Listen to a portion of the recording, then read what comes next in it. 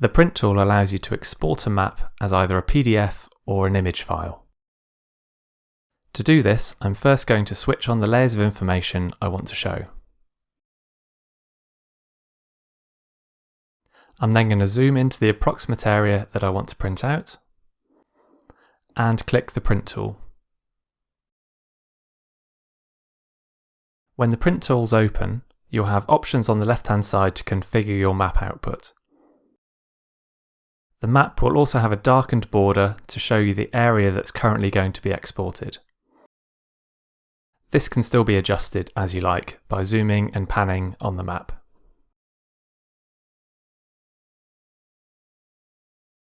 I can add a title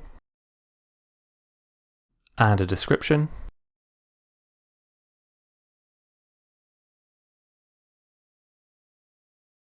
And I've got some template options, so I can choose between A4 landscape and portrait or A3 landscape and portrait. When I change the template, it will change the border of the map. So just make sure it's still showing what you want.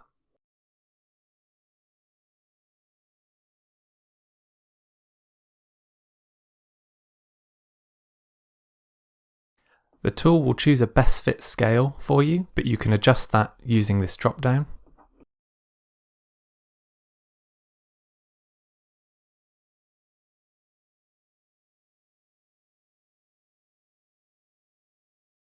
Or you can set your own custom scale.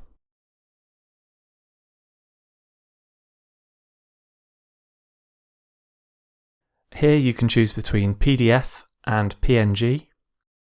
A PDF is great for producing a map that you want to email or publish to your website. Or I'd choose PNG if I want an image that I want to put inside a Word document, for example.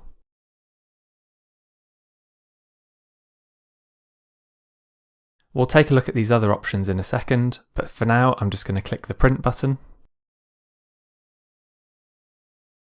It will generate that PDF on our server and give you a hyperlink with the same title that I added in just now. To view the PDF, I just click the link.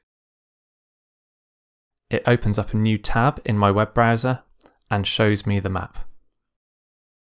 Now, this isn't currently saved onto your computer, and different browsers do this differently, but you'll usually have a print button and a save button that allow you to either print to a physical printer or save it to download to your computer.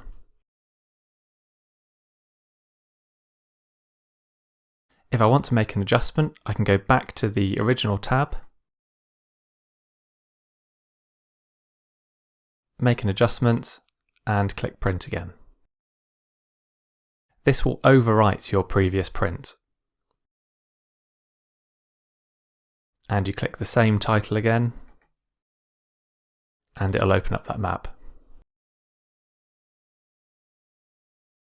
If I create a map with a different title, and click print, it will give me a new link to click on.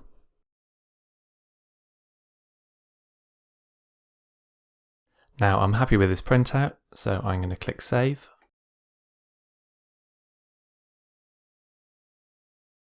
And then save again. And that's now stored on my computer. Be sure to save the maps you want, because those links are temporary, and when you close the print tool, they won't be available anymore.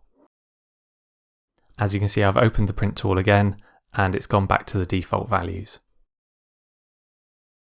Okay, let's look at some of these additional options. So if I click the legend tick box, this means that a map key will be included in the printout. When I click the legend tick box, you'll notice the shape of the map output changes. This is because the key is going to take up some space on that output. A button also appears here that allows me to configure the legend. So if I didn't want to include the parish outline, which is switched on in the map but isn't actually visible, I can untick it here and click save. And when I go to print,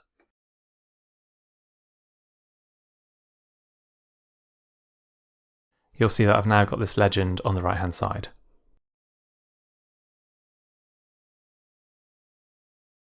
The north arrow tick box simply adds a north arrow to the map.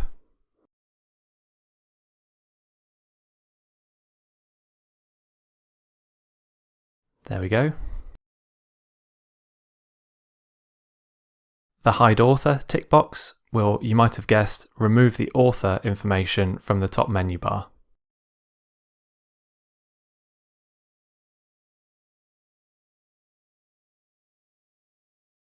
And the toggle mask tick box will switch the mask on and off. This is only really useful when you're looking at a map at parish level.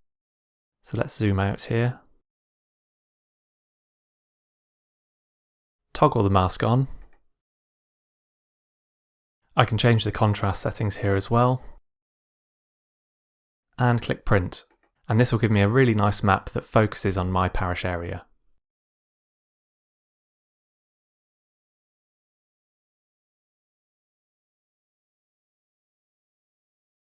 We could even go to extremes and block out everything else completely.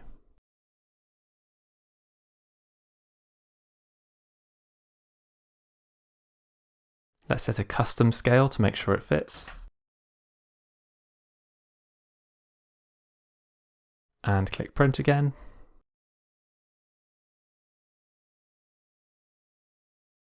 And there we go.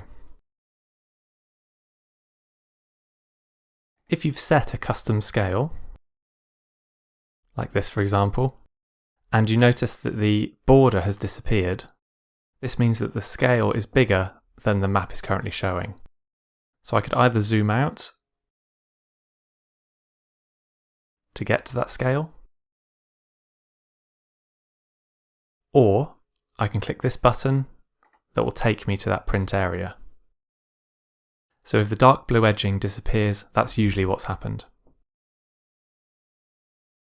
Okay, that's the print tool. We hope you enjoy creating some great maps.